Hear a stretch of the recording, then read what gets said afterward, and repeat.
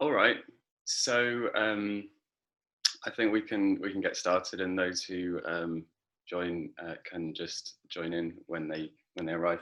So firstly, welcome everybody to this very well interactive episode, or um, yeah, part of the Frontlines Backyards series from Livingmaps. My name's Kimball Bumstead. I'm part of the Livingmaps team, and I'm going to be kind of guiding the way through this event, which is quite unusual in a way. It's going to be much more participatory than some of the other events, and so this will involve some participatory drawing. So you're all going to be invited to get involved with this. And I'm really excited about this, to hear Jan's presentation, and about some really fascinating work that he has. But I'm going to let Jacob introduce Jan in just a moment. But just before we get started, just a bit of housekeeping for the event. You're all on mute to start off with. And that's not because we don't want you to speak. We'd actually like to make this more of a kind of discussion. But just because there's so many people, we're going to just leave it for the chat. So if you have something you want to say, if you want to ask a question at any point during the presentation, that's cool. Just write it down in the chat, and then either me or Jacob will get to you and ask you to unmute yourself. If you prefer just to write in the chat, that's also fine. We can pass the message on to Jan, and he'll be able to see it as well. Just one thing, we are recording this event, so if you don't want to have your face on the video, then please feel free to turn off your camera. Although we'd love to see your faces, and also at some point we'd like you to show your drawings that you've made, which Jan will explain during his presentation how that's going to work. And then finally, another thing about the drawings is we'd like to get copies of your drawings. So after you've made them, if you're able to take photographs of them and then email them to Jacob, who has just put his email address down in the chat, and I'm sure we can send that out to you at the end of the event as well. So without further ado, I will pass over to Jacob, and let's get going. Over to you, Jacob. Thank you. Can you hear me? Good. So yeah, we're really excited about this. I think it's going to be really good fun. And we're grateful to Jan for agreeing to host this and join us. So I met Jan last summer because I was supposed to be writing a review of his book, The Soft Atlas of Amsterdam. Only I found it quite hard to write about because it's an extremely rich book and very diverse and very playful. So instead of writing a review, we met in Amsterdam because I live very near, and we spent a couple of hours walking around the city and talking, and the transcript from that became a piece of writing in the last issue of the journal. And I'm really glad that we did that because it's very appropriate, because his work deals with walking and travel a lot. So Jan is an artist based in Amsterdam. He works with hand-drawn maps that share location-based stories. He has published a number of books, including On a Clear Day, You Can See Forever, which I really recommend. It documents his transition away from painting to walking the streets via a gun club in Maine. So as well as being shown in many prestigious museums and galleries in the Netherlands, he's also shown work all over the world, including Shenzhen, Beijing, New York, Cairo, Thessaloniki, and Bamako. And he's produced monthly drawings for the Volkskrant, which is a Dutch newspaper, since 2010, and this sends him all over the world. And although he does show work in galleries, he likes to work outside of the context of contemporary art.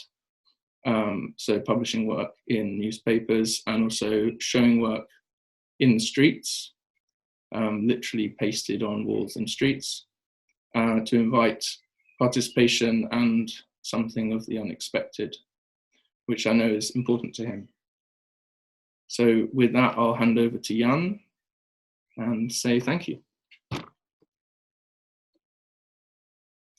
Thank you, Jacob. Hello, everybody. Welcome. Maybe also you might have seen the piece Jacob wrote after we walked. And for me, this was a really beautiful piece because it was, in a way, it sort of like not only described my work, but he also came very close to the method, the way I work. So it was really beautiful, sort of like synergy in that piece. And I'm very pleased to show you all some of my work. I will show really older work. Jacob mentioned it, also works from On a Clear Day You Can See Forever, which is a little book here I can hold up. And I will take you through a little bit my getting to make these drawings, but I will also show some older works that I think are really meaningful now. We're also gonna do some work ourselves. This is actually a workshop. So my talk is starting with my presentation, and then at the end I will do the workshop, or we will do the workshop, I have to say.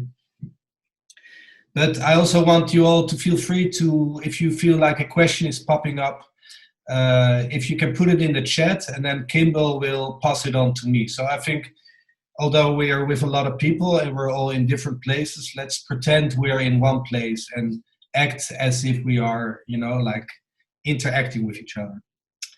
I hope we can do that. Okay, I will start my presentation.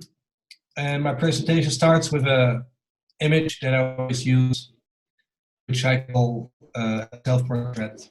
And it's a very old drawing I've done.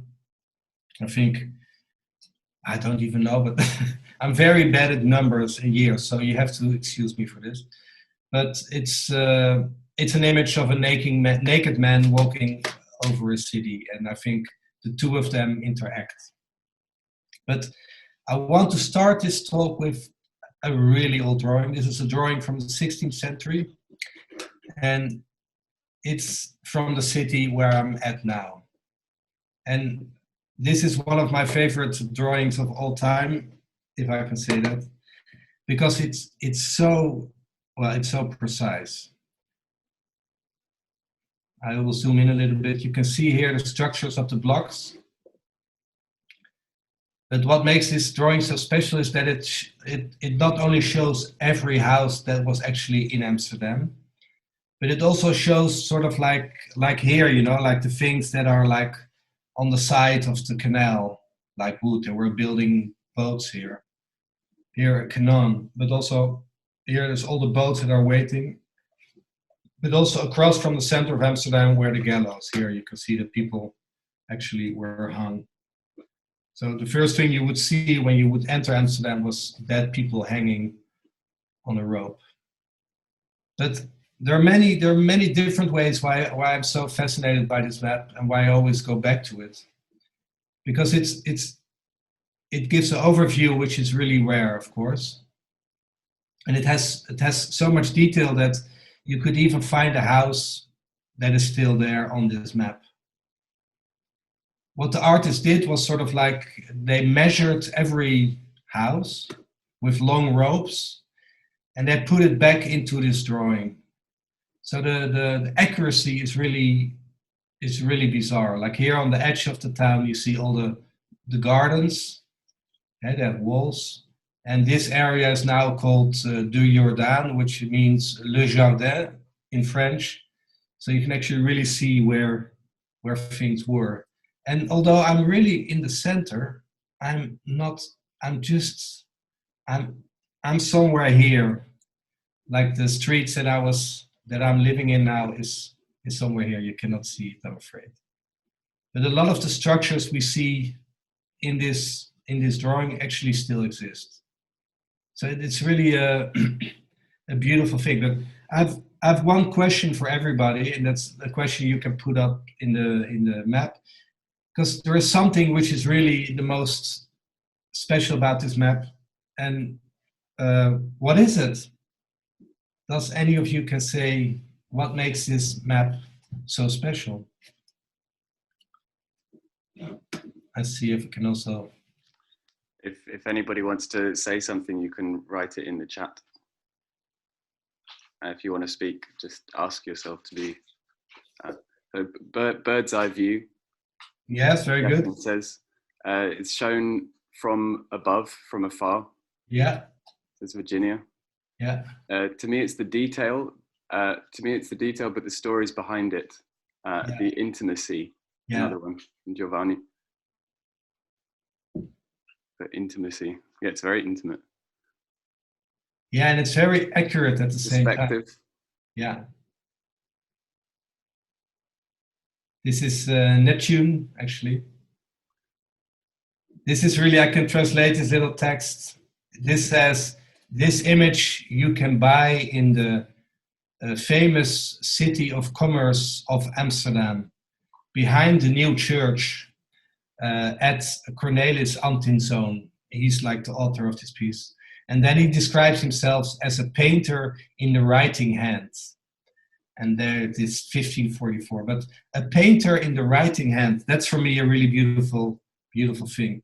But what is most astonishing maybe of this drawing is that it's seen from a perspective that doesn't exist.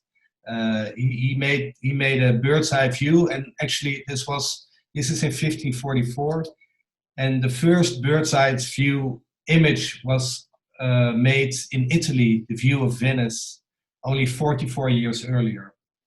So actually to portray a place like this was sort of like mind-boggling. It was like a mathematical, how do you say, wonder, you could say. And they did some research on the perspective, and it's totally wrong, but it really shows the city as it is. And it was also meant, this map was meant to show to merchants to see how accessible and how open and how easy to access this city was. Therefore, the perspective was so important. Jan, just to interrupt, there's a few more. Lots of people are writing things in the chat, so good. I'm just going to kind of run through them quickly. Yeah. So David says the interconnections between the land and the sea.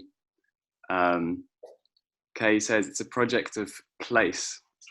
Yeah. I can go back to the first one because that's really interesting, because that was new to me. You see these are borders of sort of like gates in the water, like you know a little bit from Venice maybe. But I never realized it was such a big construction to fence off the port. And the other one was? The other one was about, it's a project of place, in terms of it being I'm not sure, place is in inverted commas. I'm not sure, Kay, if you want to say something about that. Let's see if I can, where are you? How can I do this? Well, I think maybe what she means, it's a picture of place. It's interesting because it really tried to be accurate. It really tried to be very precise, and yet at the same time show it from a perspective that was totally new. That was like VR for the 16th century. So there is this combination of accuracy and then at the same time to show it in a way which is sort of like impossible. Mm.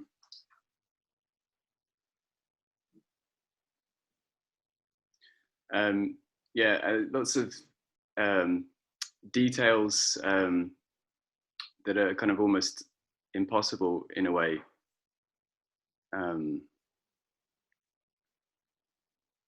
This is interesting from Irina. It's not repetitive or conventional, but you can see the different positions of the boats.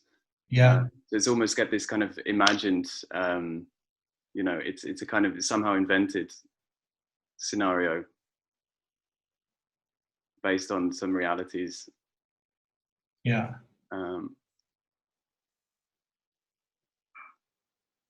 These are all really beautiful comments too. This is the new church. So if you had to buy this this map, you could buy it somewhere in one of these shops here, I think. The church is still there. I love the sense of anticipation with the empty fields surrounding the city. Yeah. This is an interesting one. Jose asks, is there a north? Is there a point of reference? Yes, that's a very good question, because it's normally we put up north up, and here they turn it around totally. So the north, when you look north, it's here at the bottom, and the south is up. And why they did this was, I think, because they wanted to show the city as an open city, as a city that was easily accessible. So therefore, they emphasized on the port. But that's interesting, yeah.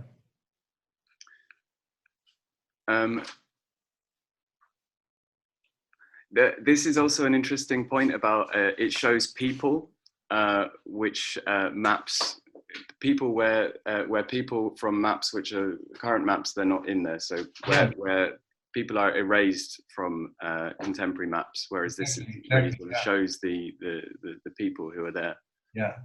There's one kind of, there's like these people I keep seeing, like you see a lot of them. Oh, this is too close. But I like the small boats. You see a lot of the small boats here. You see, they're here, they're here. And this was the main market square.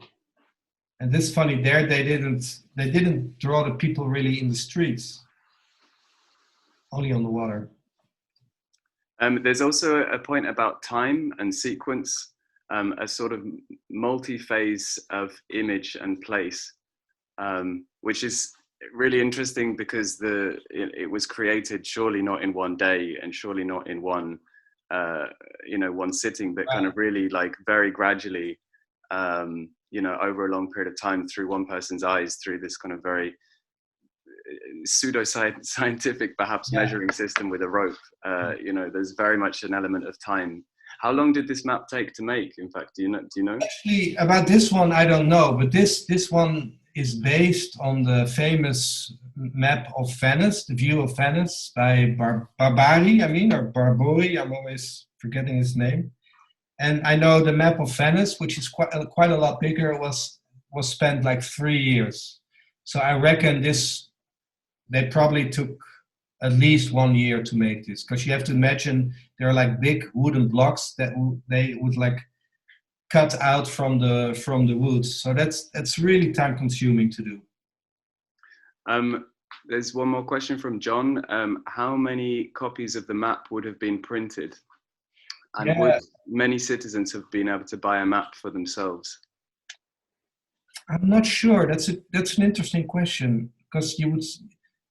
What I read about it is that there were different states. There are different versions of it. So they're also known as hand colored. So these are the really famous one, and you can still buy them, or no, you cannot still buy them, but those were super expensive. So I'm not sure. I know at this time they were already printing quite a lot, but this is quite big, so I'm not sure. Okay. Interesting question. Shall we move on to the next? Yes, let's move on. Part of it. Because I really like the next map I'm showing is a map of my own. If I can show it. And this is a map in Iraq. We are now in northern Iraq. In 2014, I visited a refugee camp. And my interest for refugee camps was a bit that I felt this was like right before the big refugee crisis, in the sense that they all came over to Europe. This was 2014, and they were building camps around Syria because of the war. And I felt that like the images I saw from refugee camps were always, in a way, a little bit the same. So I had a sort of like question or curiosity to see if we could like go to a refugee camp and make a drawing of it.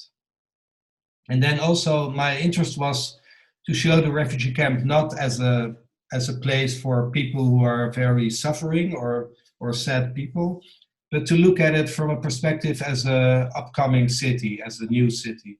So of course that's a bit also crude, but I didn't want to fall into the, to say it really bluntly, in the refugee trap, because actually I was more curious, what do people do and how do they get alive? And they seemed very innovative with a lot of things. So I was really curious to look at it as a young city. And I will walk you through a little bit, because this is the main gate. And outside of the gate, you find all the taxis. The taxis cannot go into the gate. Outside the gate, you also find a mosque. And there is like all these things outside. But once you're in the gate, you have a check-in register by UNHCR, a distribution center. And this is where people get vouchers for food production. So the camp was built on a piece of land that was from the Saddam Hussein army. I can go back a little bit to show it to you. Well, just to get some perspective, the camp was like this. This is the gate, and just like the drawing of the Amsterdam map, I also turn it around, because up north is the arrow, of course. And I was interested in the camp because I felt all the activity of the camp was happening along this road. This is like an old tarmac road. So when I wanted to show this in a bird's eye perspective, all the things, the important things would be in the distance. So I used this sketch to make my drawings. It's like I pinpoint on the drawing itself. So this is the main road, so I put it below. And I will walk you through just what I was interested in to show the diversity of things that were going on. So there are like kids selling cigarettes. So this is like the big important roads, people walking in flip-flops.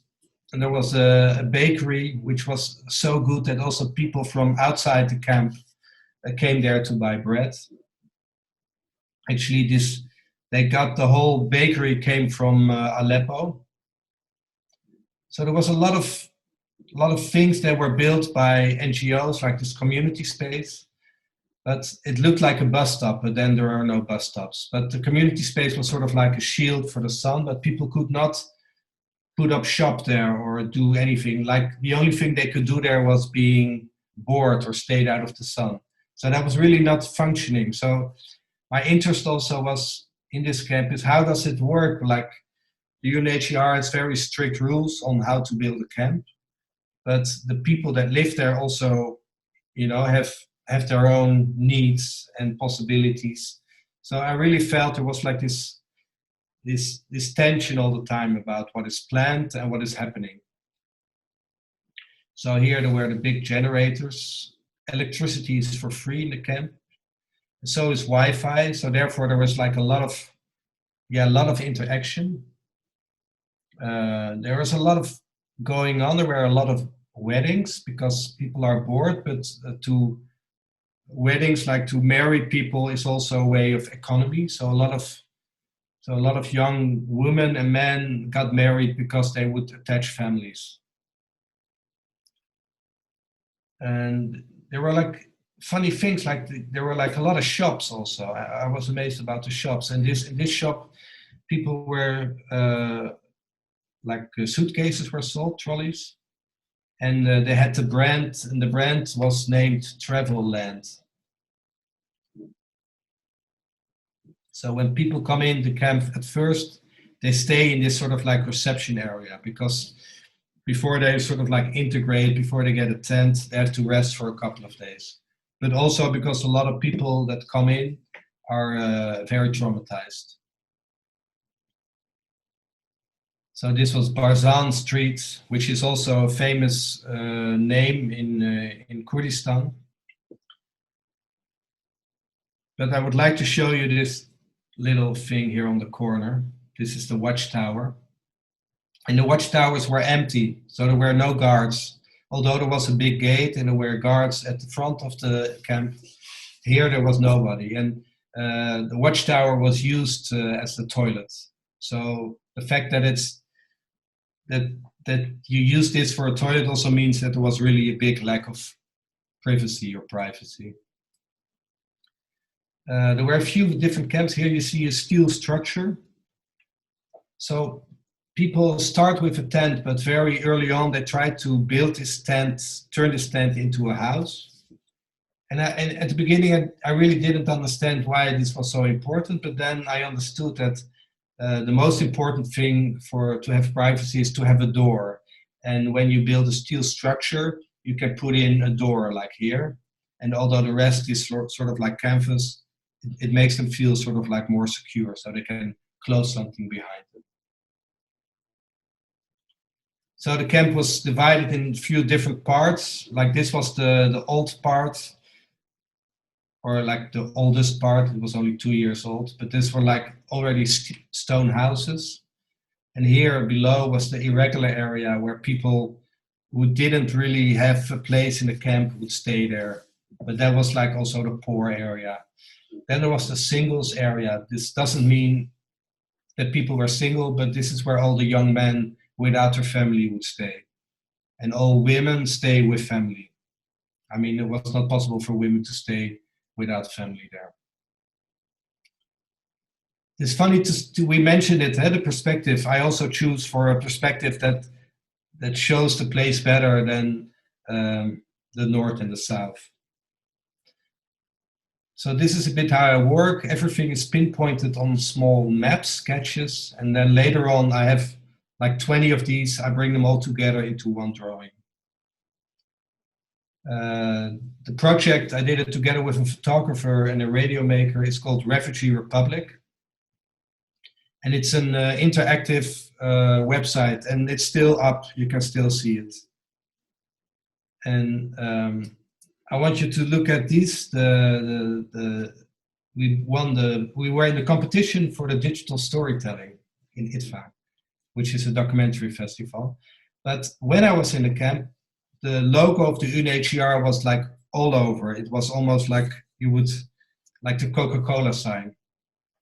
So I also started to look at the logo not as a logo of the UNHCR, but also started to understand it as what it means to be a refugee and how refugees are depicted.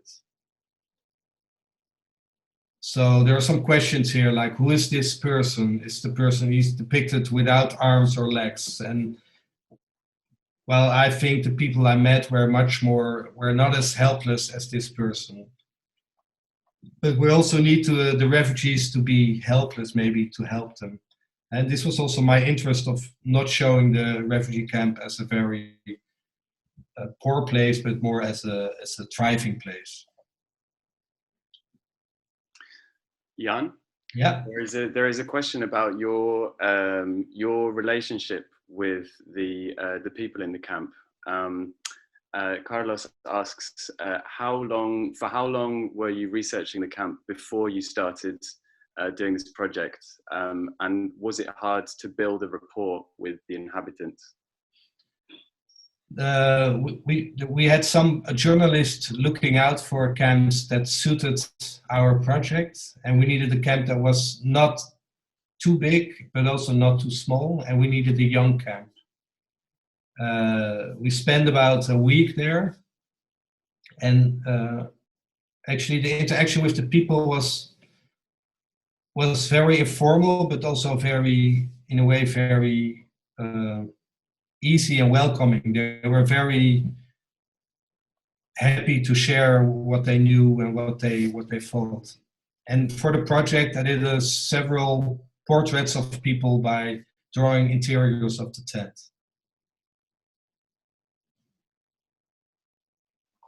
And there's one more request, if you about your project with the photographer, if you're able to share a link of that project. I can send it later. But if you put in Refugee Republic, you will be able to find it.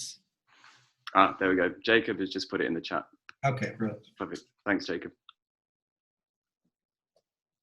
Okay, we go on to the next picture. This is the drawing I'm actually working on right now. This is Moston Lane in Manchester. I don't know if any of you know this place, but this is for a project I'm doing now. These drawings will be shown at bus stops and tram stops in the big avenues. And it's for the SIG Festival, and the SIG Festival tries to make people aware of mental illness and these kind of things. And through them, I met Bunny, a woman who was very depressed, and she lived all her life around Moston Lane. And what I did for this project is that I combined her, I interviewed her, you could say, like this is all things that she's saying, combined it with sort of like a close-up of the lane itself. And I will stop sharing because maybe it's nice to show you the drawing. I would like it to see how big or how small things are. This is the drawing in real life. It's paper, and I work with a dip pen, like an ink pen. So this is how I set it up. But I thought it's nice because we all see the digital image, it's nice it's actually something you can hold, you know.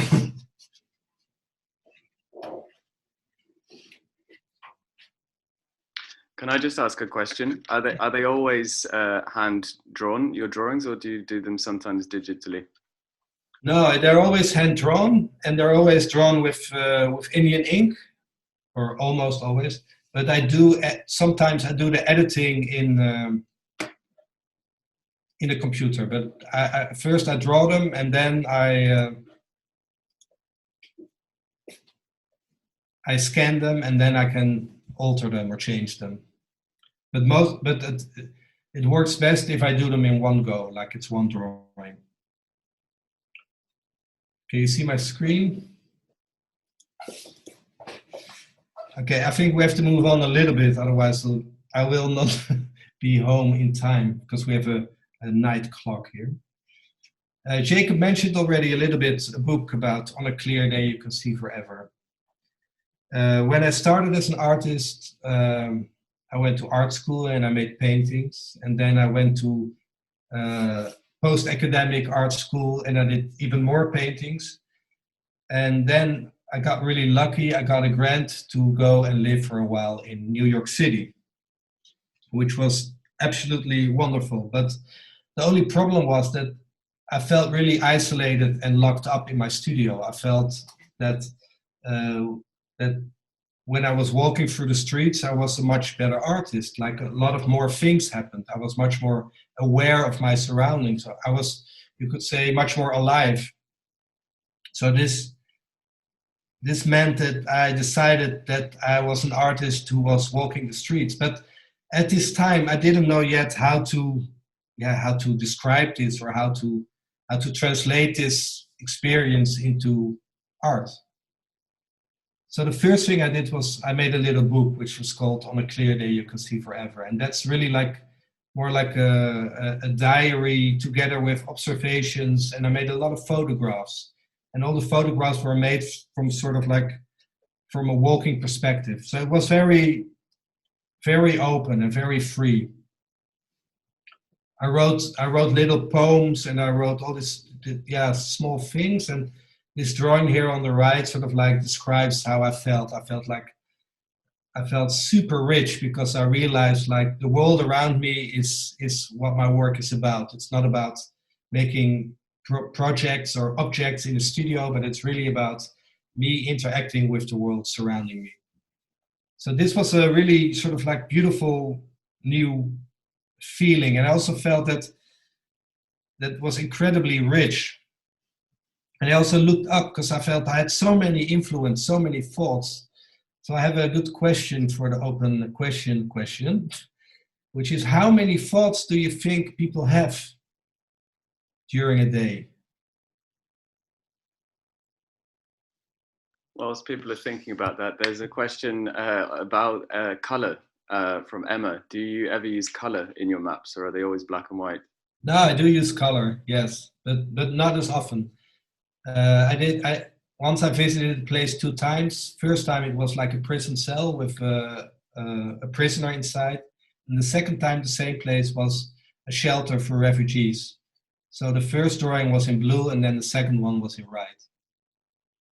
But I do like to work in black and white because what I want or try to do within my drawings is to have the image and the text sort of like balance each other out, that it becomes one, so that it's not a lot of text and that it's not a lot of drawing. But my aim is always to sort of like to look for a balance where they sort of like interact, and they're quite figurative already, and I feel like when I use color they become too pretty or too nice. So it's a difficult one.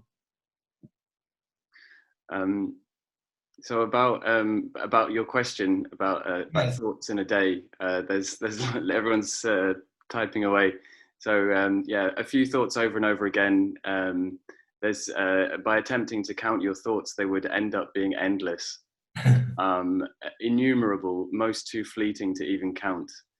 And then Jacob says, "I have one good thought a day." Rachel says, apparently some people think in abstracts and some in sentences. I'm not sure which group would have more thoughts. That's interesting. Whether a thought is kind of an item, or whether it's part of like a block or a kind of a whole shape. Is it a unique point or a whole block?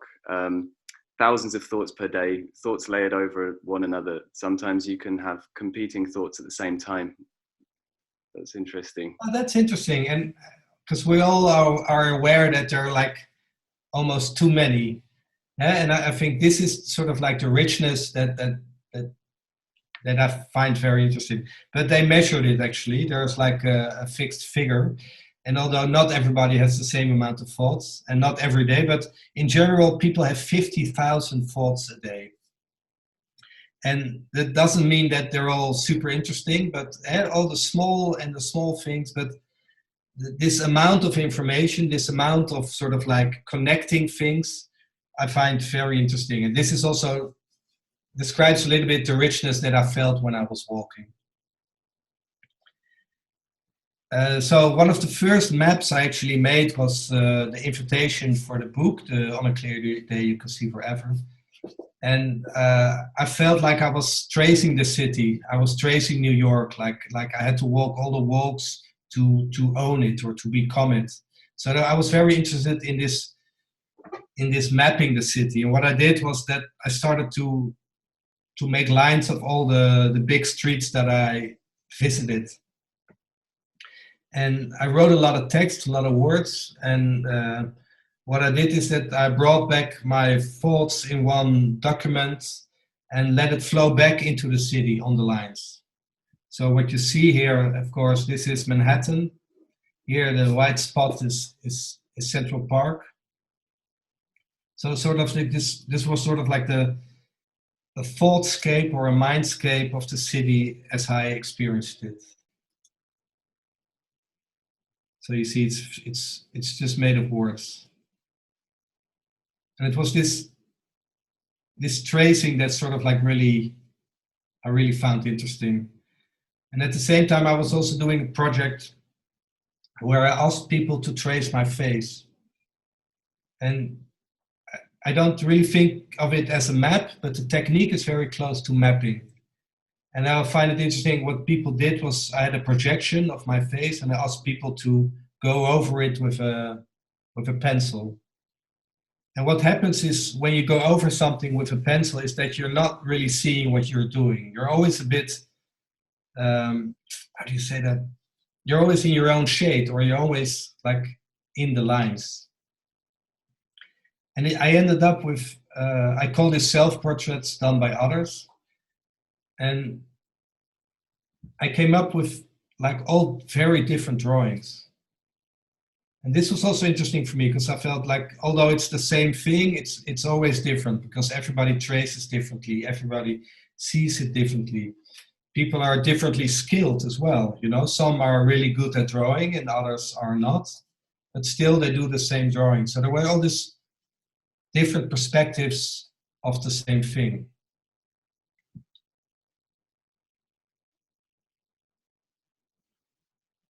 We go to Cairo. Can I just interrupt before you get to that? There's one question about the thoughts map, which is quite interesting. Did you even include your dull and boring thoughts?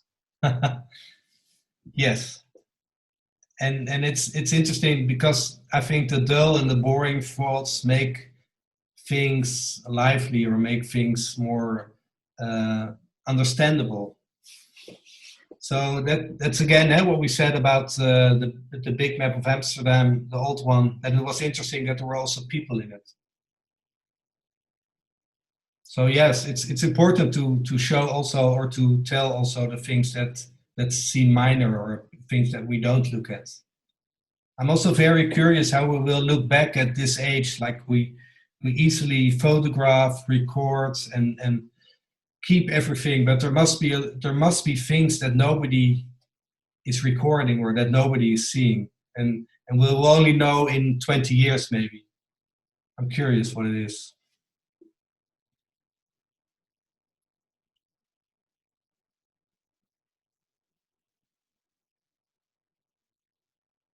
This is me walking in Cairo, and this is the jacket. It was still white. I was spending 3 months in the city on the Nile, and it was a really overwhelming city. And I decided that I wanted to record my walks through Cairo, but I also wanted to show what the city was imprinting on me. So the jacket that I wore got really, really dirty over the time. And in the end, people started to write things on it. These were like friends or people that were passing by. So it was also like a cast when you break your leg. It becomes sort of like a trophy, but also an imprint. Like not only I take things, but the city takes things from me too, or puts things on me. So that was interesting for me. So I was doing my walks in my walking suit. I looked like this. And I want you to look at the little man here. I forgot his name, but it's a sculpture in the center of the square, because that's where the next drawing will take us. You see, here he is. Oh. So we're on this square. The picture was taken. I was standing here. And this is one of the first black and white drawings I did of a walk through Cairo. And I decided to walk there because the impressions were so overwhelming, were so big, were so brutal in a way, that I also felt like the only way I can sort of like survive is by noting everything down.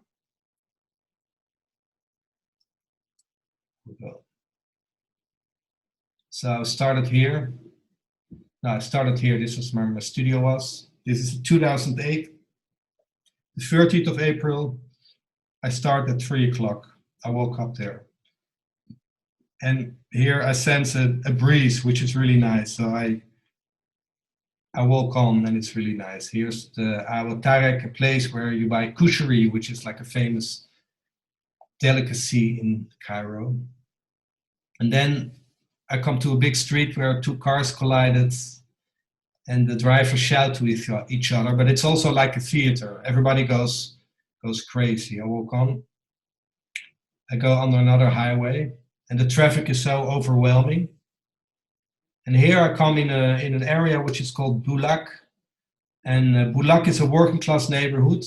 It's run down, overcrowded.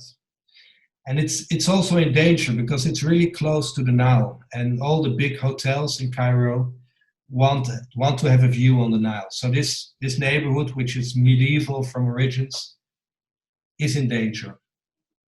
Okay, this is me walking. And remember, I'm walking in my white suit, but I'm also taking notes. I have a little clipboard. So I write things down. Like I write down that I'm here at the sign painter's place, or that I hear a bird sing.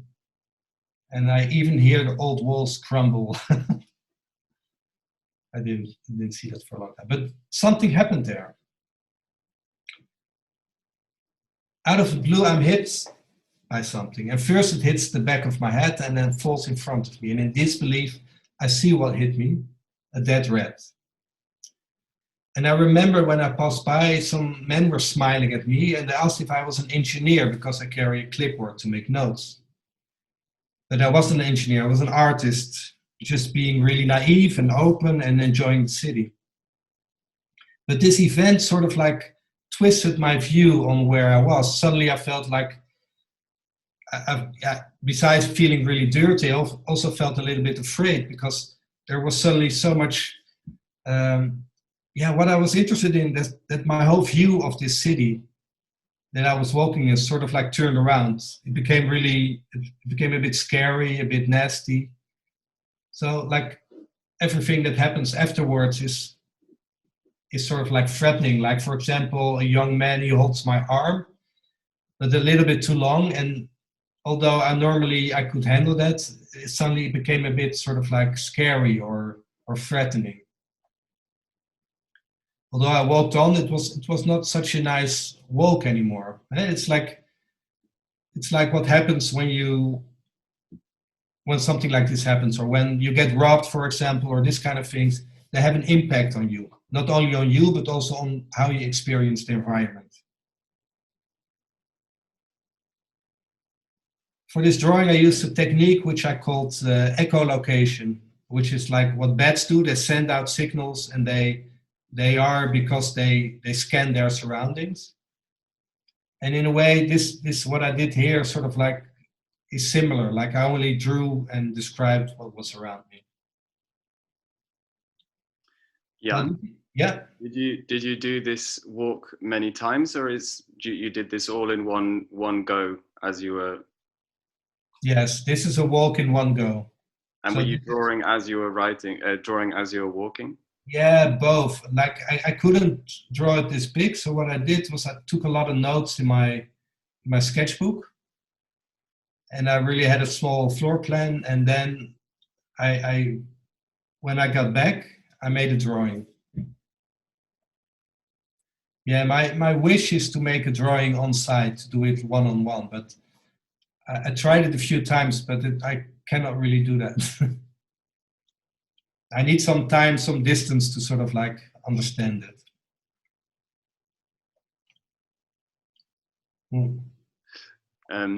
John has made a comment.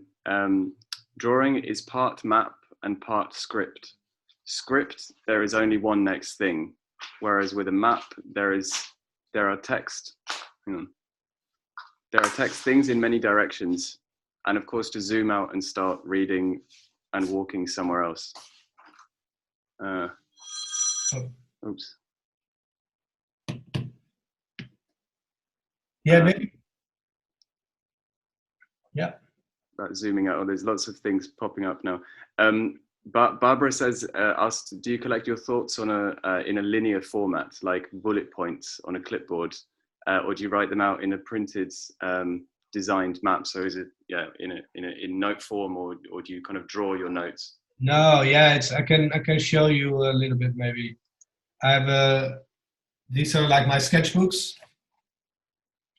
and like for the Moston drawing, I make preprints of the area, so I know where I am, and then I put little things on top of it. So I combine this with this is my notes during the talk. So it's sort of like gathering the information. Look, there are hardly any drawings. And then I combine all the texts. This is small drawings, like more like houses. Where is it exactly? And then this becomes sort of like edited on the actual piece of paper. So first I draw the area that I'm working on, and then I draw with pencil where things are at.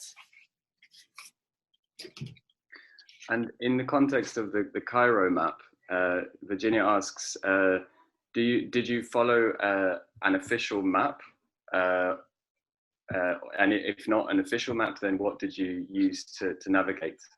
Because it looks like you're walking just around the edge of the city in a circle.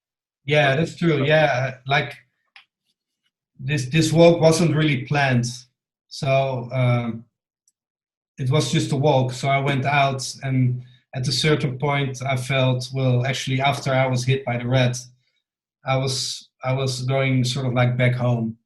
So it was not really planned. But of course, I've been there before, so I know a little bit what are areas of interest to me or what I find interesting.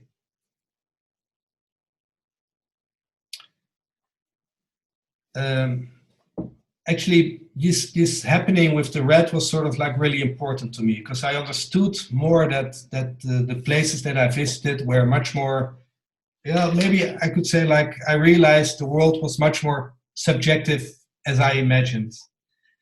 I made a book about Amsterdam, which is called the Soft Atlas of Amsterdam. This is the Dutch version, the Zachte Atlas, which is the Soft Atlas. And this was the English version. And the title is coming from an author who lives, he doesn't live anymore in the UK, but Jonathan Raban. And he wrote in the 60s, he wrote Soft City. And this book, I read it like quite late, but it really inspired me to think of the city not as a place of concrete things, but really to think of the city as a place of an imaginary place that we share. We share the stories about a place like Cairo, or we share the stories about other places that we know. So this really sort of like gave me a really beautiful. It sort of like made me realize how subjective, but also how much the stories and the knowledge we have, how important this is. And I want to do a little example of this is by showing you the next picture. And I really would like to ask you to say what comes up in your mind when you see this. We can again do it on chat, and Kimball can maybe. Sure, no problem. Whilst people are thinking about what's in this picture, Laura asks, do you ever use a phone to locate yourself, or do you only follow paper maps? No, I use the phone a lot. I use everything. But while walking, I'm not afraid to get lost, in a way maybe that I'm aiming to be lost. But afterwards, I can reconstruct where I was and where I went exactly. Nice. So in this picture, we see island life. Where am I standing? Question mark. Soaring freedom. Space. Freedom. Nice. Yeah. Horizon. A division of light and dark. Sea is never a map. It's very cryptic, that one. Oh. Looking for a freighter or a whale. Looks like my walk this morning on Vancouver Island. Nice. Nice. A space of connections and disconnections. A voyage. Trepidation. Scary because there are no coordinates. Interesting. Oh, nice. Openness and possibility. What is over the horizon? Calm. I remember mornings in Vama Veche, looking out over the sea after the sun went up, and it's rather hot. I can feel the sand under my feet. I don't see it. But I don't see it. Though I don't see it. Ready to jump in for a swim. Line of the horizon, movement towards and away from it. Escape and confinement. All right, I'm gonna explain a little bit about this image. This is actually an artwork by a Dutch artist, Gert-Jan Kokke, from 1999. And what he did, he went to places where things happened. And this is the exact spot where the Herald of Free Enterprise was a ferry capsized. This was in the Belgian port of Zeebrugge on the night of the 6th of March, killing 193 passengers and crew. So to go back to the place with this knowledge brings back a totally different image. And it's a very, suddenly the sea becomes very cruel or very, very different to me. And this is something I find very interesting, and this is something which happens quite a lot in the way we look at things and think about things, is that we have much more information and knowledge about the places we visit.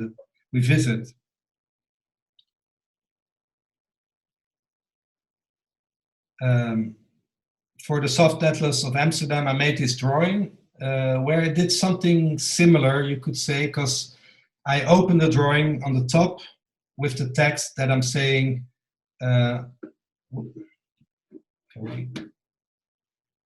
this is a room of Timo Smeehuizen, a soldier who got killed in a bomb explosion in Afghanistan while serving as a soldier.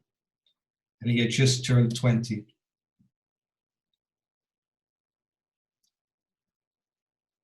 So what I try to do here is to, again, this was a drawing for the newspaper, and I was worried that, or I felt that we were at war, a lot of people were going there, and we were doing things in Oeruzkan, but somehow this war seemed so far away that it was also very abstract to me.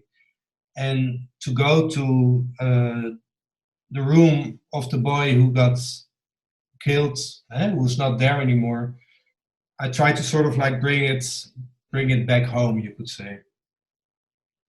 So I do this by just going into just describing what is there, like cheap sunglasses, a rocket toy, a picture with his girlfriend, the movies he was watching. But I also put myself in the image, which is like, maybe you could say another layer. Like I say, here are my shoes, which I took off because my heels sounded so loud in the room and it seemed inappropriate, all that noise. Because while I was upstairs, the mother of the boy was sitting downstairs, and I knew she would hear me. I knew I was there. So what I try to do also here is to sort of like play with the hierarchy of information. So hey, we talked about this earlier, that you have very small things, like small thoughts that seem really have no value at all. But here it becomes sort of like interesting to describe my own being there, but also the sounds outside of the children playing. Things that I annotate about, for example, about the aftershave, how it smells. His jacket. Silver spotlights. So in a way, what I like about this is that I try to bring life to all the elements in this room, not only the important elements, but also all the elements. And this makes me think of a beautiful poem of a Dutch poet. He was born in 1940, and he wrote this. He says, "You don't need the things to see; the things need you to be seen." And this is, I feel, a very important language and a very important line to me, because it means you can activate the world around you with the stories. And the stories are already there. Jan, there's a question that I think is relevant in this drawing particularly. Do you always have a personal starting place from which to start reading in your drawings? Not really. Like you can start wherever you want to start. But for the drawings in the newspaper, the Volkskrant, I always sort of like make some sort of introduction on the upper left corner, because this is where people start reading. But there is no order in how you read things, and that's again an element of the only way we understand the world around us is to construct it into a story. So what you, as a reader or as a viewer of this drawing, do as well is that you go through the drawing, that you find your own path, but you build a story yourself with the elements that are there. And some things you will read again and again, or maybe you will look at them differently. So there is no, it's not like a strip. When you have a strip or a comic, you are told which image to look at and to think of. And so this is not scripted in that sense.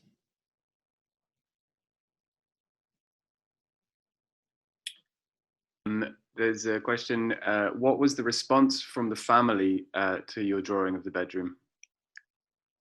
The family was really pleased with the attention that it got, because they also felt that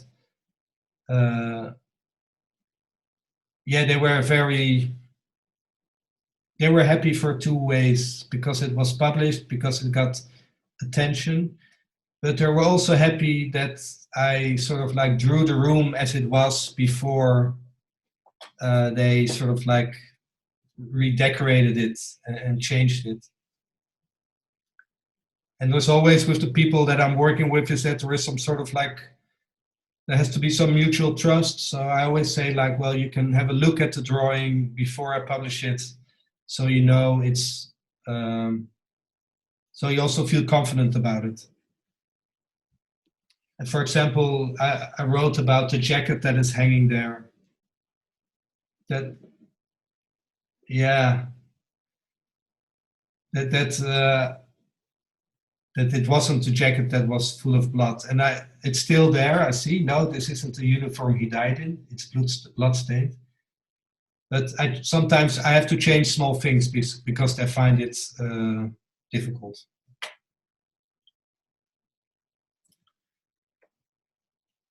Okay, there's another. We're talking about. We said earlier about that there are some maps, and that there are actually so little to read in the real maps that we have. So another influence of me is also of the same age, which also like a humanist, is Yi-Fu Tuan. He wrote in his book Space and Place that we often either negate or forget everything we cannot measure. And he suggests that we should look at places more from our experience and consciousness. And this is again something that I really think is important. And this is also something that we should think of when we're going to start our workshop, because it's time we get our hands dirty actually. A really good example of what Yi-Fu Tuan is saying here is the following comic. You might have seen it before, but it's a cat's map of the bed. And we all know how a bed looks, but this is really a beautiful example of how places have different meanings to different people and different uses.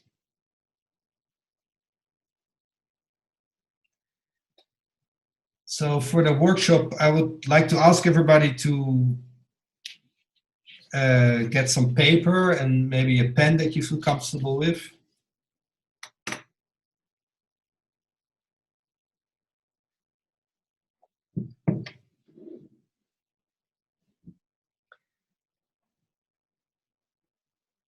Because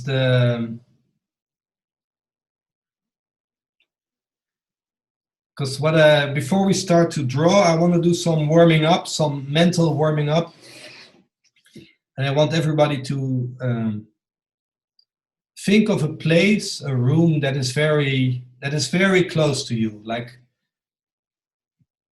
a place that you know so well you can see it with your eyes closed. But it should also be a place that you like or that you feel comfortable with. And while we think of this place, I want everybody to close their eyes.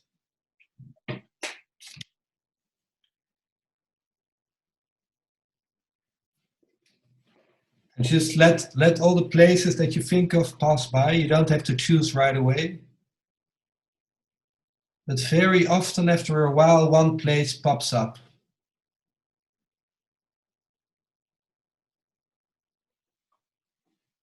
And once you feel you found a place, I want you to be there, to really look at it, to think of it, how you see it.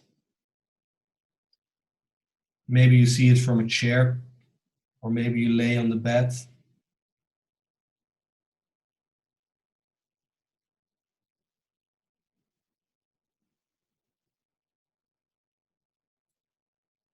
And I want you to think of what the sounds are in this place. Can you hear the outside world?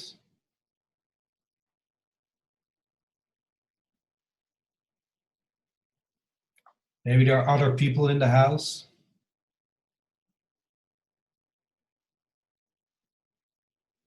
Maybe some traffic in the distance, or birds.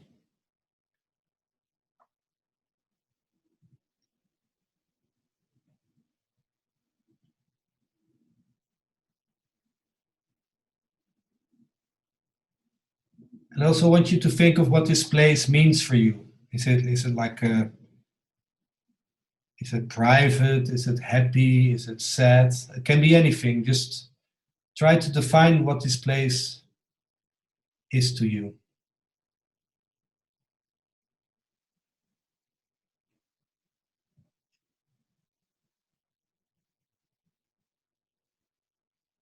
And also, if you found what this place means for you, can you look for clues how to tell this place means this to you?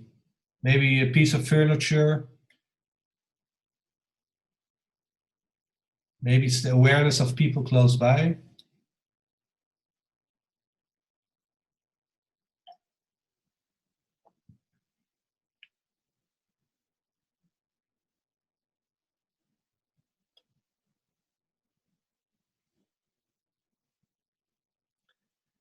Okay, I think we can slowly open our eyes again.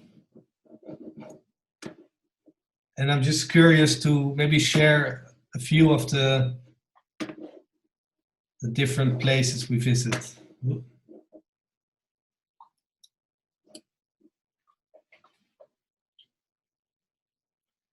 I'm just curious what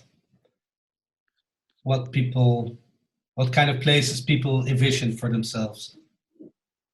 You want people to show the pictures that they drew? Yeah, did people? Yeah, more tell them what did they see, or what did they think about? So Virginia says a tiny house in the Cevennes. The classroom at my university we can't access because of COVID. Oh, that's Definitely nice. my kitchen, a bedroom, my first studio, my own bathroom, a pond near my home that I've spent a lot of time in during quarantine. My bedroom in Bristol, where I first moved there, my mother's studio, my old flat I shared with a friend staring out of the window at my favorite tree, the kitchen in Bucharest where I grew up and where my family and I used to eat together, a workroom bringing together different parts of my life, the place I go with my lover, my daughter's bedroom, which used to be my son's room before that, my bed transformed into the back of a giant tortoise. Wow. A place I used to live in Berlin with my son and boyfriend. He still lives there. My parents' bedroom, a room in my house where I work, read, and listen to records. Oh, that's really nice. There's so many different, a pond, a place where lovers meet, but children sleep. That's really nice. Yeah. Okay, it's time. Then I will, because the next thing we'll do is I will explain a little bit about how we can go to work. And what I would like to explain to you is a small introduction in word and image. And I guess it's very simple, but still, I think it's funny to do, because our next assignment is that we're gonna actually draw the room where we are in now. but I want you to look at the room that you're sitting in now with the same sort of like intimacy as we looked at the place with our eyes closed. So it's very important that we try to give meaning to the things we see. A way to do that is with words and images. For example, oh, that's me, sorry. For example, we can all see this is a chair. So if we add the word chair, the chair really doesn't change because it's sort of like doubling up. So we can actually leave the word out, and it makes no difference. So why would we write chair when we already can draw it? But once we put another word in there, it becomes a different thing. Suddenly it becomes more like something else. It becomes maybe a character almost. And the chair says something about something else. And that's what I think, what we also said about that the subjective experience is what counts and what I want to try to put on in the next drawing. But we could also put IKEA, which gives another image again to the chair. So there are lots of different words we can use to animate the chair, to make it alive, you could say. So this is something I want you to, when we draw something which is obviously a chair, we don't have to write a chair, but we have to think, what kind of chair is this, or could this chair be? So the assignment is that we draw or map the room you are in now. And we use words to explain what the things around us mean and what they mean to you. So I think I always think of something that we talk to or that we explain to. So it's interesting to sort of like play around with this. But also, I also try to think when I make a drawing that it's someone who doesn't know what this is should be able to understand it or to look at it. So I always ask when I do at the college or when I give a workshop, I always ask everybody who thinks they cannot draw to raise their hand. And luckily everybody raises their hand then, because most people think they cannot draw. So therefore we can describe what we cannot draw, and we can draw what we cannot describe. And we also mentioned this earlier, it's also very important to name what you are not sure about. So I think Jacob and Kimball, I think we have like 10 minutes or 15 minutes to do the drawing. I think we should do 15 minutes. Okay. And the idea is that once we finished our drawing of the place where we are at, that we tell a little bit about the drawing by showing it in front of the camera and talk about it. So if we do 15 minutes of drawing, then we have 30 minutes left to discuss.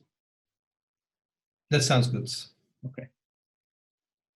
And if people have really difficulty with starting the drawing, they can say so. Maybe I can give some tips or tricks.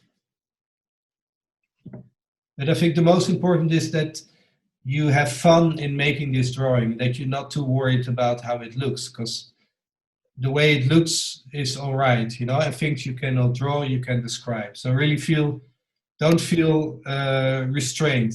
That's what I would like to say.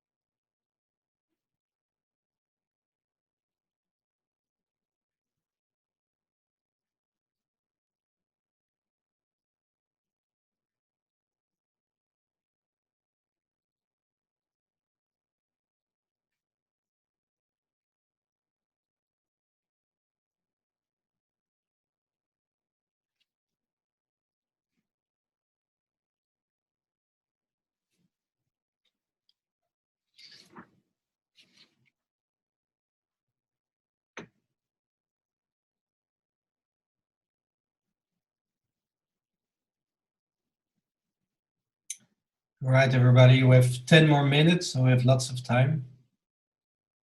Also, sometimes I cannot see what you normally, I like to see what you're doing, but for everybody, I think it's important that you use text as well. So really try to balance the words with the images.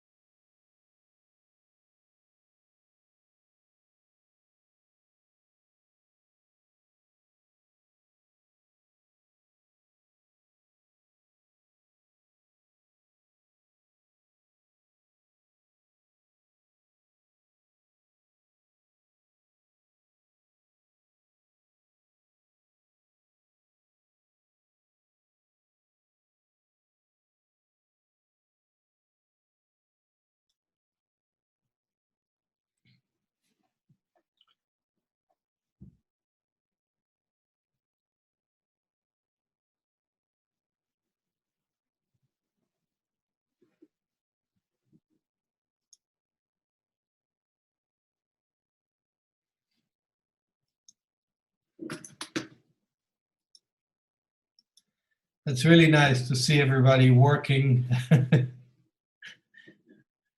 I'm almost also think of in your drawing, think of also try to also show the things that you're not aware of or that you don't know. And we can also think of it not only in what is actually there, but maybe also in what we sense or what we feel. So feel open to name things that maybe are not even there.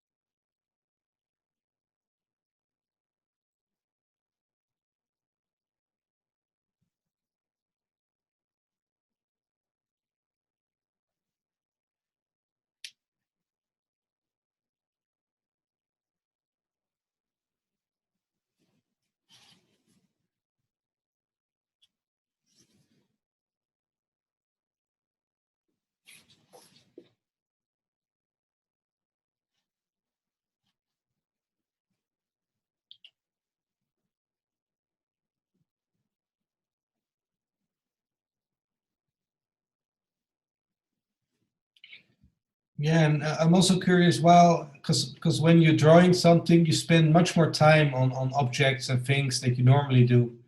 So maybe you can also, if you discover something, make sure that you notice that it's in your drawing. Maybe you see things in a different way or another way.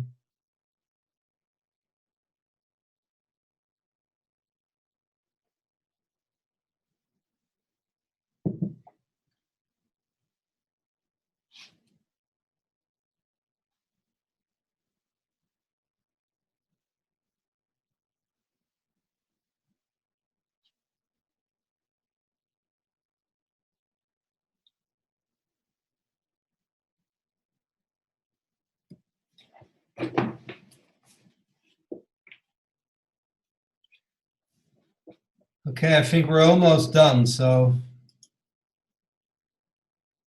I'm curious how it's going.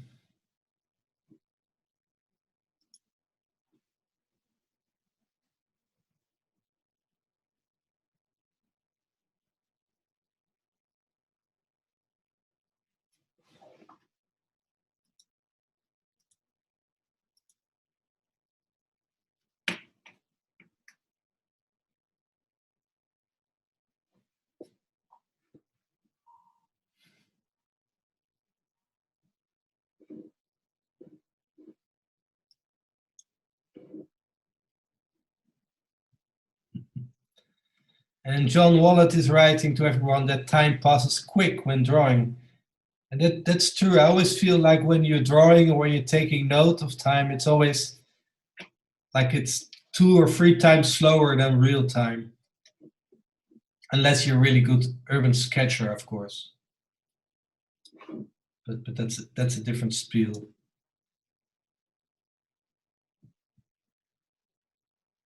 So how about, is everybody ready or do we need more time? I think we're good.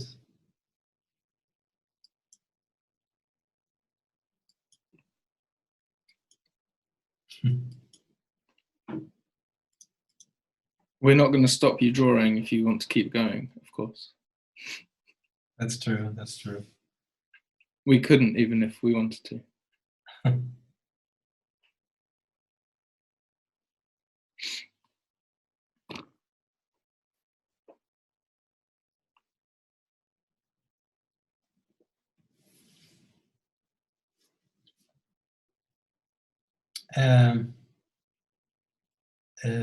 I think it's I'm curious to see what people drew. So should we ask someone to show their drawing and tell us about it?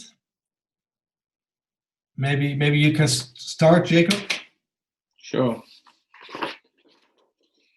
Can you see? Yeah. Yeah, I can bring it a bit closer even. Okay. This is my room. Yeah. So I started not noticing anything new and drawing what I expected. And then I made a conscious effort to try and notice things. So I noticed that I have a wooden floorboard effect on my laminate floor, which I must have noticed before, but never really registered. I noticed that my enormous red chaise longue really doesn't suit me, but I like it. Why do you like it? I like it because it's enormous and comfortable, and I paid very little for it, and it's bright red. And you can sleep on it, and I always think I will, and I never do. I drew a house plant, which is like the obligatory, I'm an adult, I have a house plant, you know, that's like the house plant you would draw. Right.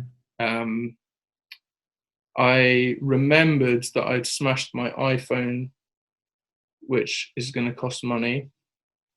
But then I also remembered that I got some new tools recently, which can make me money. And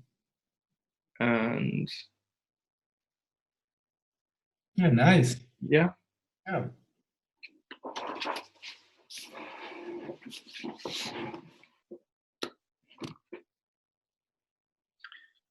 Who's next? Who wants to share his drawing? We do, like, if somebody wants to speak next, they can like put their hand up, like wait, put like what's it called? You know, there's the little button that says wait. You can do it. Just do it for real. Or just put your hand up and I'll unmute you. Yeah, we'll be able to see it from the gallery view if we put it there. Okay, so the first person I saw is Natalie. So I'm going to ask you to unmute. I'm going to click there. So. Is that working? Yes, we hear you. So I think when I started drawing, what's appeared is just my frustration of COVID and having my office now in my bedroom. And so there's a lot of references to having put new furniture in, the laptop, the books. I think I even wrote work encroaches on the desk.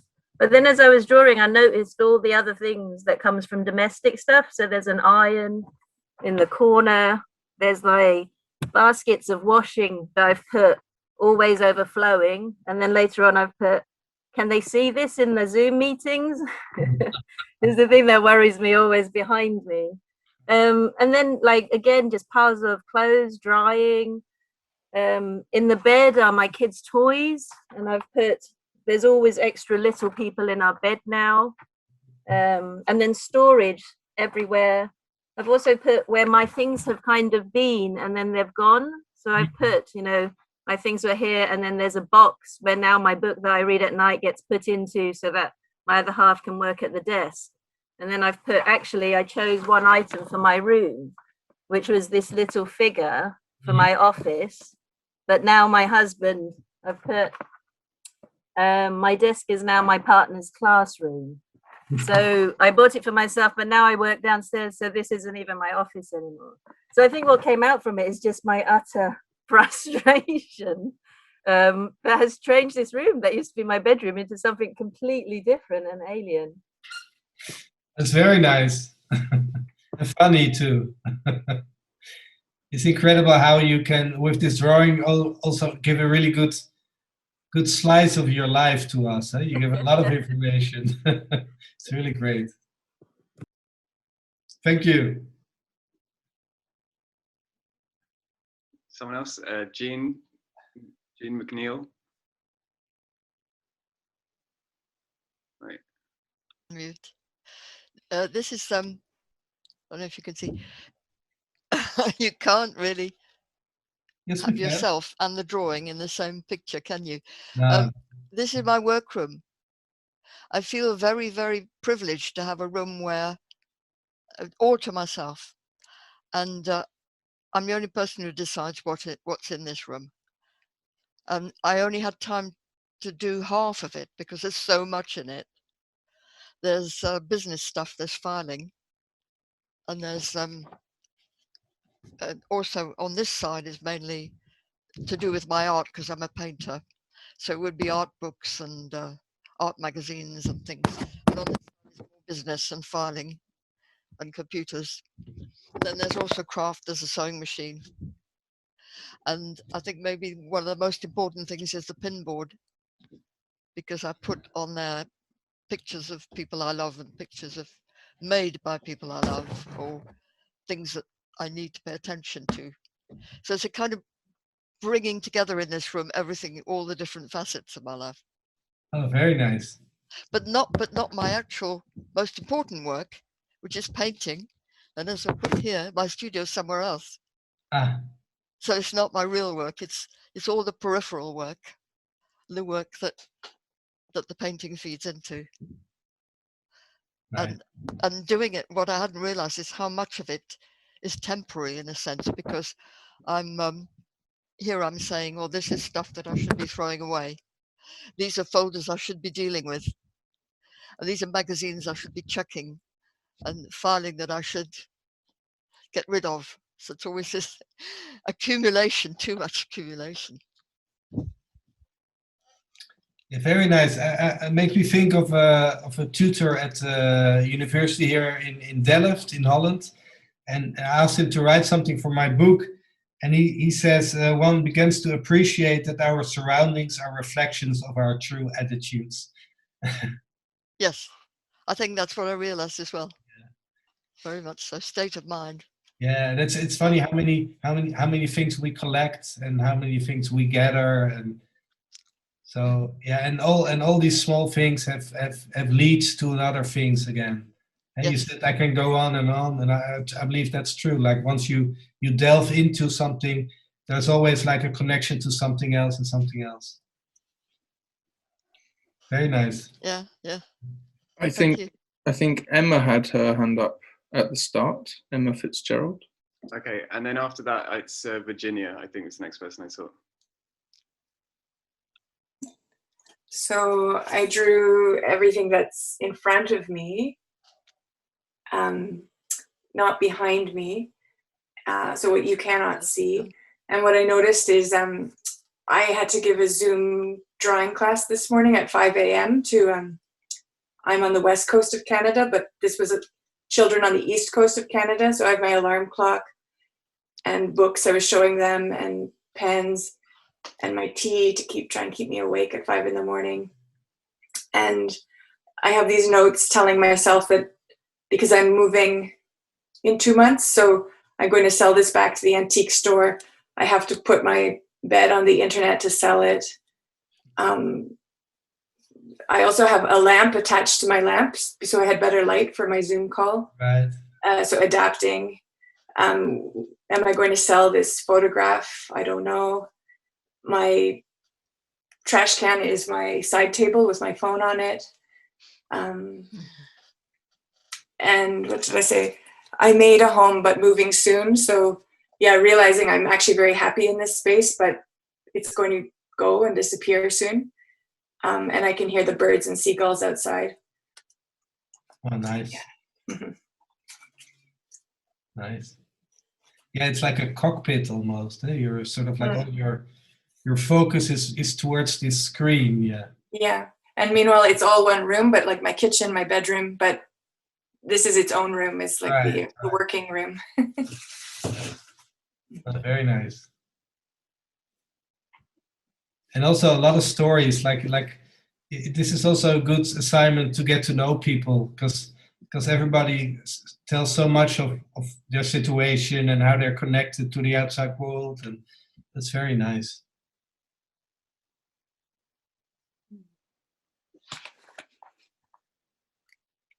Okay, so can you see any of this? Like Emma, I was facing one direction.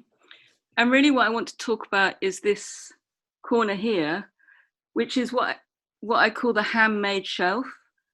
And it's lots and lots of compartments. It used to be a bookshelf, and now everything in it is made by hand. And as I was I got really sucked into this area. I almost couldn't leave that corner. Everything in it is made by someone with their hands. There's nothing machine made on this shelf. And from the top down, they start with things, teapots from the 17th century, going down to things my children made at the bottom, lots of ceramic and wood and metal. And each thing has a kind of age to it and talks about the making of that age, either the age of a child or an age of history. So I got really interested in that and really fascinated by how each thing has a memory, each object has its own memory. And then the next bit next to it is this cupboard, this little chest of drawers, and it's got all the art materials in the family. And when we got the chest of drawers, I decided that it was too, well, basically it's pine, and I decided it was too bourgeois, this cupboard. So I took all the knobs off, and now you can't open the drawers. So I have this handmade shelf here, which I love, and then I have the art materials in a cupboard that you can't open. I mean, this is such a contradiction. Yeah, how bourgeois is that? Yeah. Anyway, that's it. And then this is my table where I sit, and the rest of it is the chaos of the kitchen. I just wanted to tell you about the corner. Thank you. That's very nice, and I can imagine you can even do a drawing of the cupboard with all the objects in it. Yeah. There will be so much information, and yeah, it's like a little map itself. Yeah. Yeah. Be nice. Yeah. Yeah, definitely. Thank you. Is there anyone else that wants to talk about their drawing? John, so you had your hand up. Hang on. There you go. Okay, can you hear me? Yes. Okay, cool. So part one is there's a plan, right? So I'm in the basement, and the basement is divided into two halves, separated by kind of an archway. And is that right? Was that better or worse? Sorry. Worse. I think it was the other way. Okay. It's left to right mirrored on my monitor. Okay, so the basement runs the whole extent of the house, and there's two halves, and there's an archway in the middle that supports the middle of the house. So that's the rational plan. Okay, and I'm in the bit which says me. Can you see that? Yes. Okay, so that's not the drawing. This is the drawing. So the drawing, I'm really struck by how ordered most people's drawings are, because mine's not ordered at all. So this is the drawing. So this is the drawing. Wow. Okay, so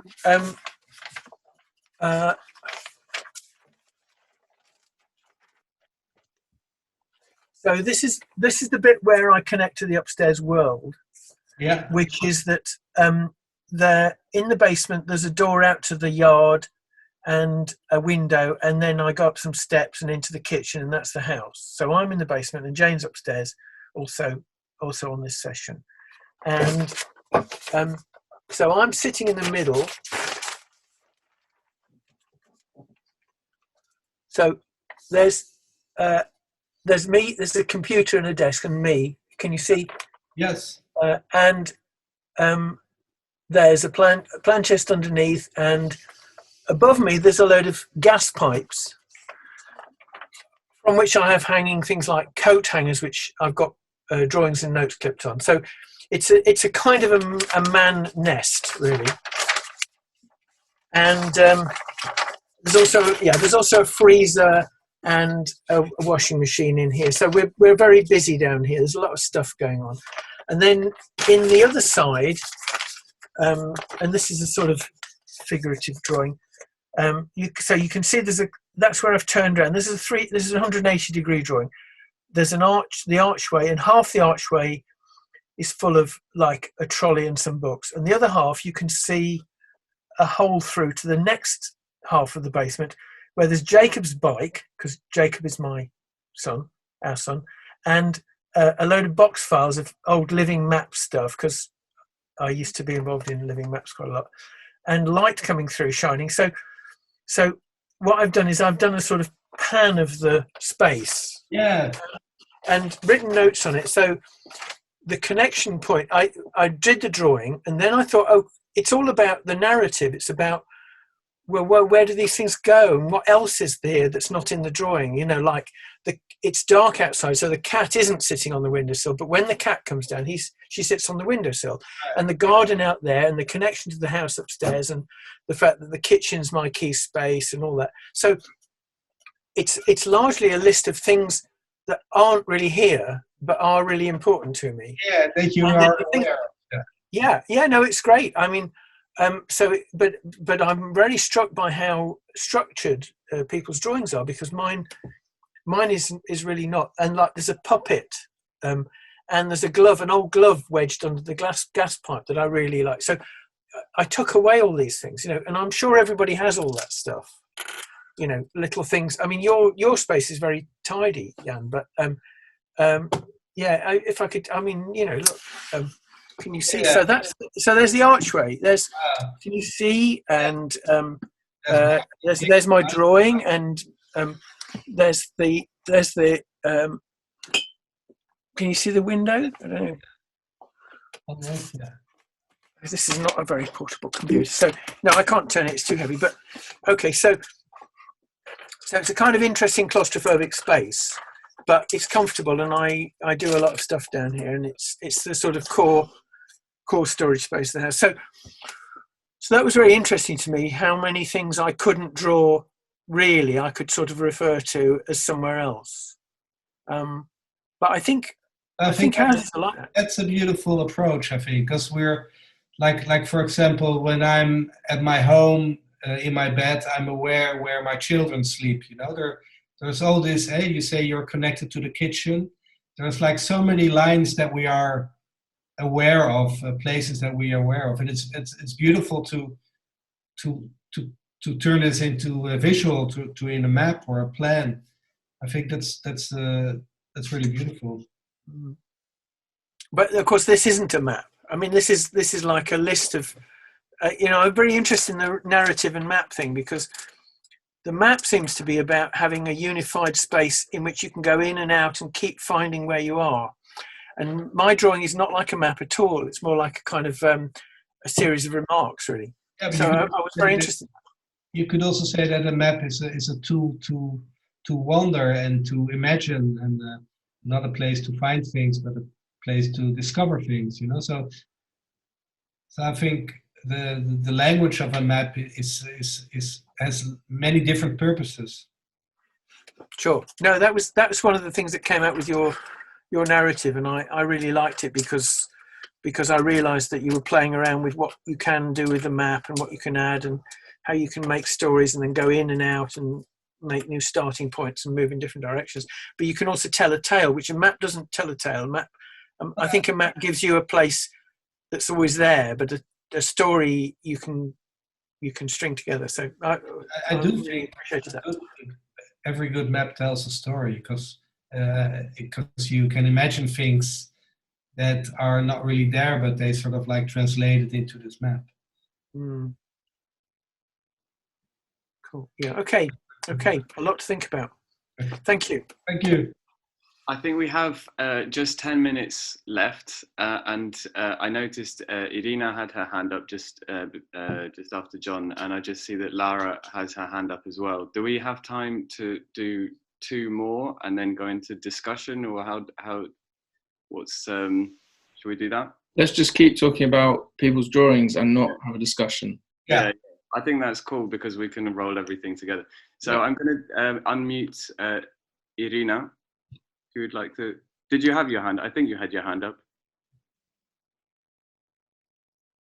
Hello? I can't hear you.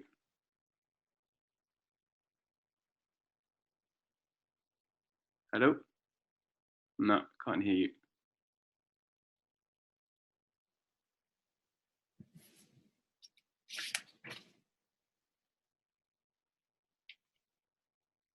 Maybe a microphone setting. Oh, she's gone. Oh no, she's there.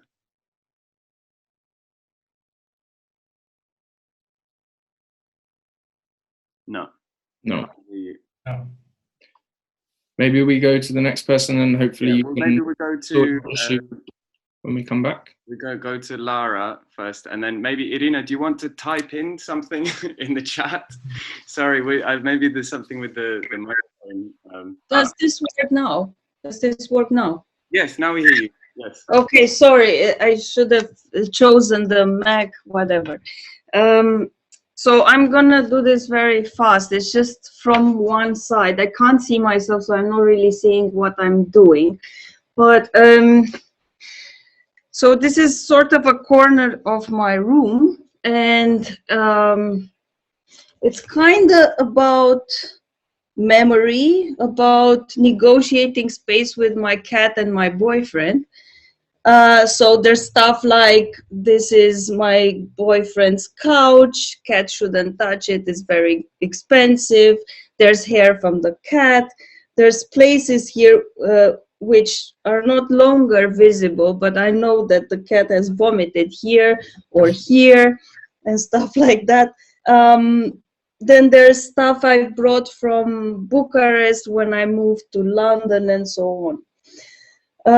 There's stuff like that has to do with day-to-day, like books that I prepare for my students, or the laptop that I'm teaching from, or things like 2 glasses that kind of symbolize and are sort of also present about my desire to hydrate more.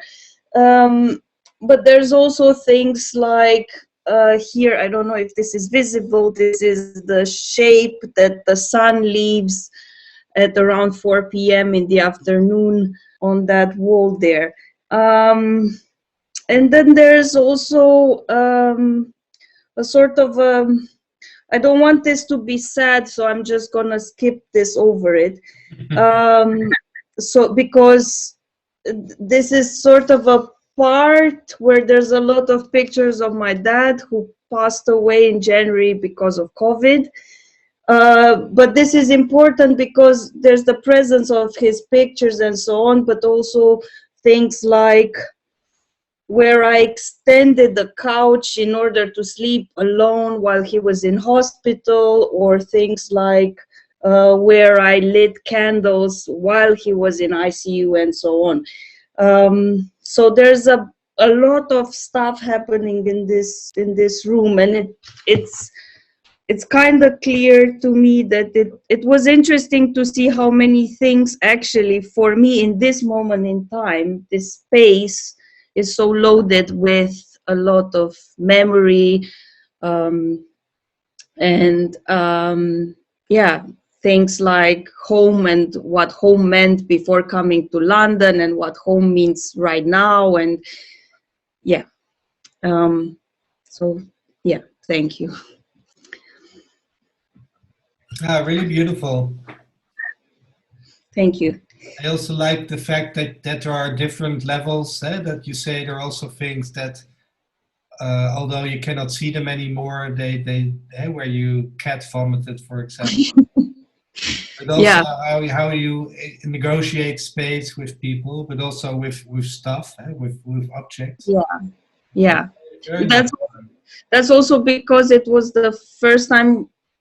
I mean, I moved here in 2019 in January, and this is the first time I'm actually living with a partner and with a cat, and it's all about this constant negotiation. And during lockdown, that has been a continuous talk.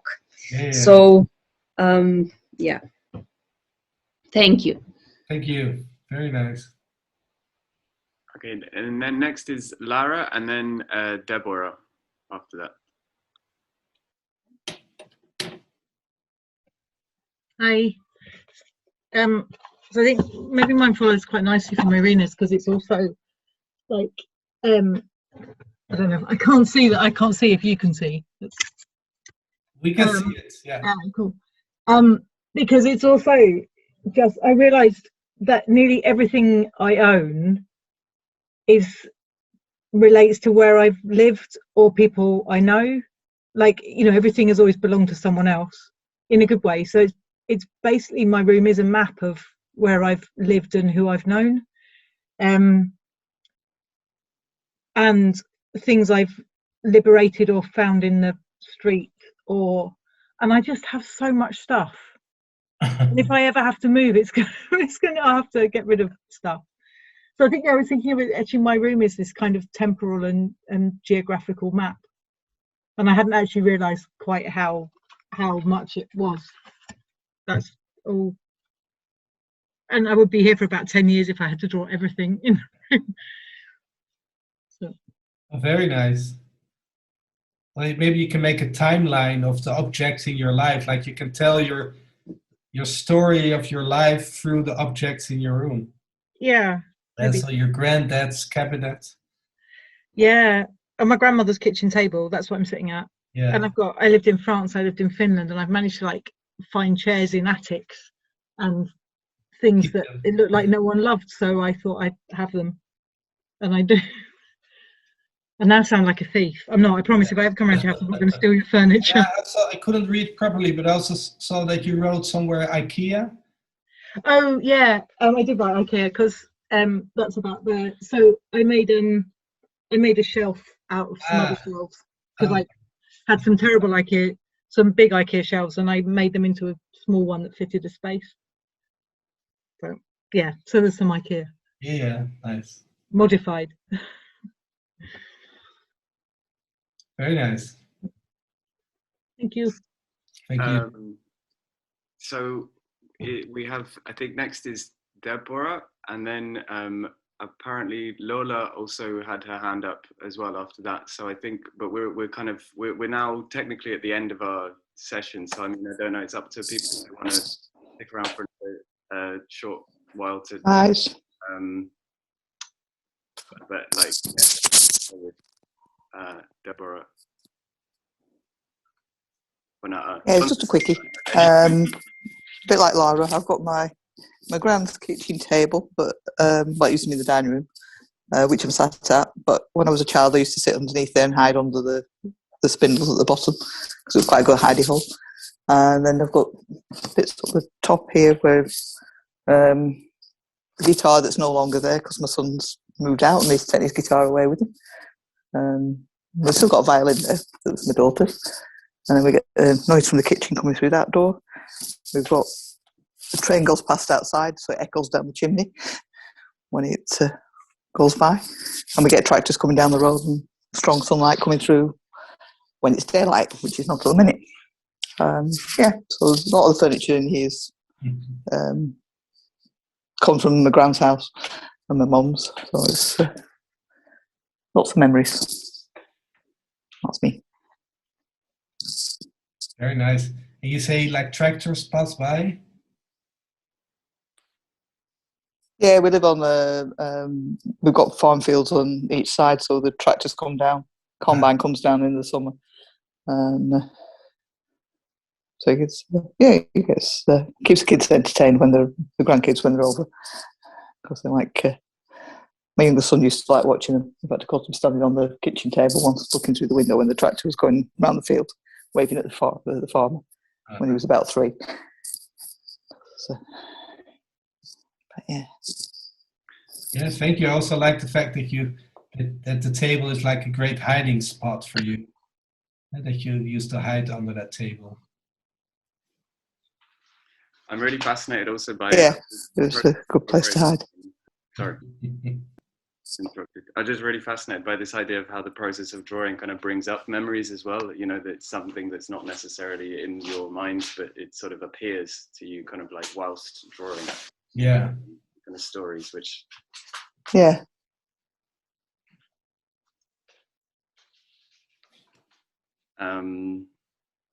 So shall we do one more?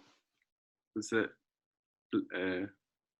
Jacob? Did you say it was Lola who had Lola? Did you want to say something? Yeah. Yes. Hello. Thank you. I'll be super quick. I did a very, very dynamic drawing. It's very big and full of writing. But what I found interesting was that the things I tend to ignore and like subconsciously think of were the first ones I drew, such as this where is it? This IKEA cabinet that is falling apart, and I put duct tape all over it. Also, next to my bed, all these plugs and phone chargers. I really hate all these little subconscious things that I tend to ignore and not care too much about. Were the first ones I decided to draw. And also all these things, clothing and boxes hid underneath the sofa.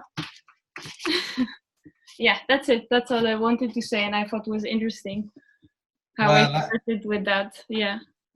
Thank you. I like the size of your drawing too. Yeah. Yeah, it's funny, like all this, like I think we leave so many traces. It's not only stuff, but like what you said, the duct tape. Yeah, exactly. So many small tales that tell another story, really. Yeah, there's also this big carpet in the middle of my room that we found on the street. And it's this really beautiful Persian carpet, and it's full of scratches. And I sometimes fantasize about how the previous owners were treating this carpet. As you can see, there's some certain spots where it's more scratched and where there is it's more new and the colors are more bright. So I can imagine maybe the owner on the phone walking over and over the same spots. Yeah. And it's interesting to realize how much history every object has. Yeah, so in a way the carpet in your room is a map in itself, huh? Yeah, exactly. Yeah, that's another story. Yeah, nice. Yeah, thank you very much. Thank you. I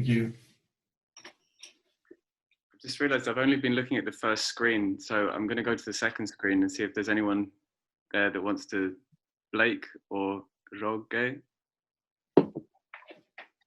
You want to say something? Blake is looking like he wants to say something. I'm not sure. No, okay, fine, no worries. Anybody else want to say something about the drawing? Shall we do just for the for a kind of like communal photograph? Could everybody hold up their drawing to the screen, and we could do like a drawing? Oh, that's nice. Yeah. Should your face be also on it or not? Right. I'm gonna do.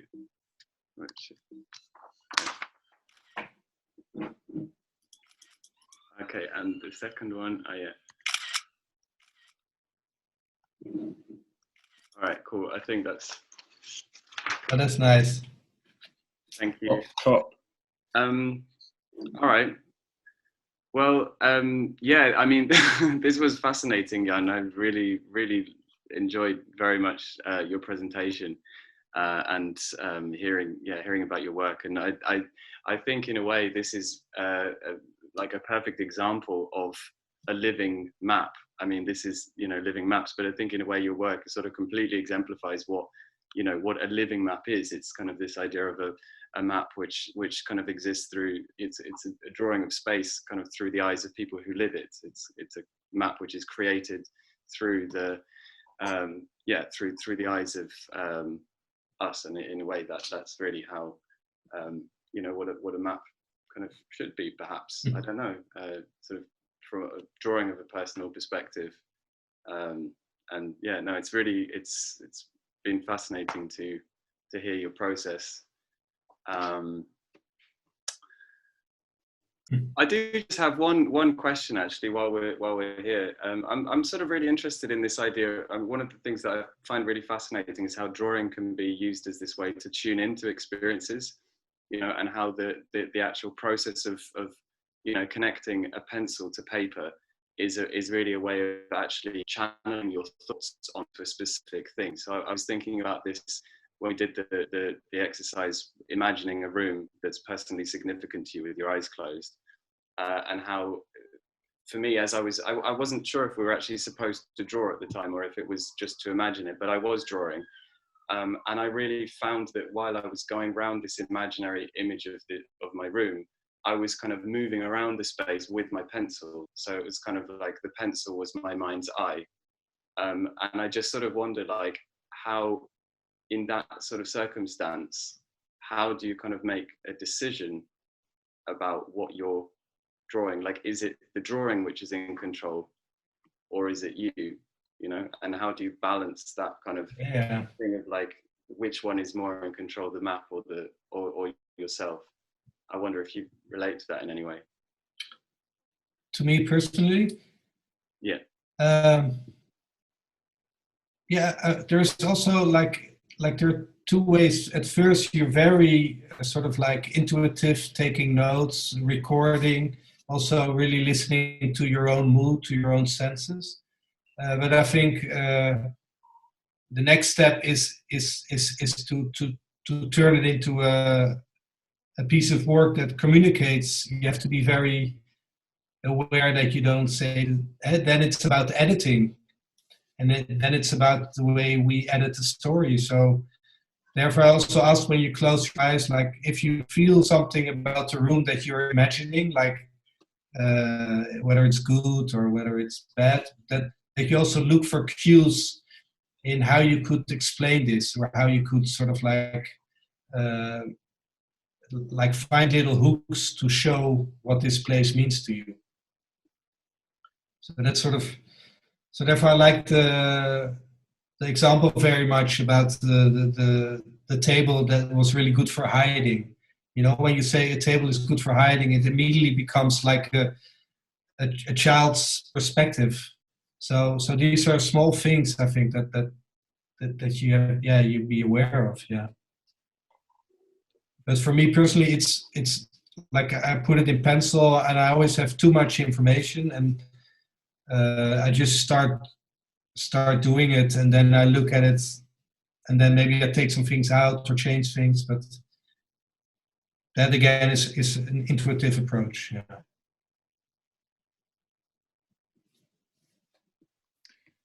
I think that's the place to end it. So I would like to say thank you so much to everyone. This has been really, really fun, and I'm so glad so many people came and did great drawings. Yeah, please, anyone who would like to, please send a photo of your drawing to my email, which I've sent. And I'll also send everyone an email tomorrow, just so you have that email address for sure. And those will go on the website in a gallery. It would be really nice to see them all together. And thank you to Kimball for hosting it really well. And thank you to Jan so much for staying out past the curfew. Yeah, we have an exception, especially tonight, because it's voting day here, and the voting, you can vote till 9 o'clock. So I brought my voting card with me, and I'm just saying like, I just came back from voting, you know. So hopefully that gets me home safe. Yeah. Good luck with the police on the way home. Yeah. Thank you so much.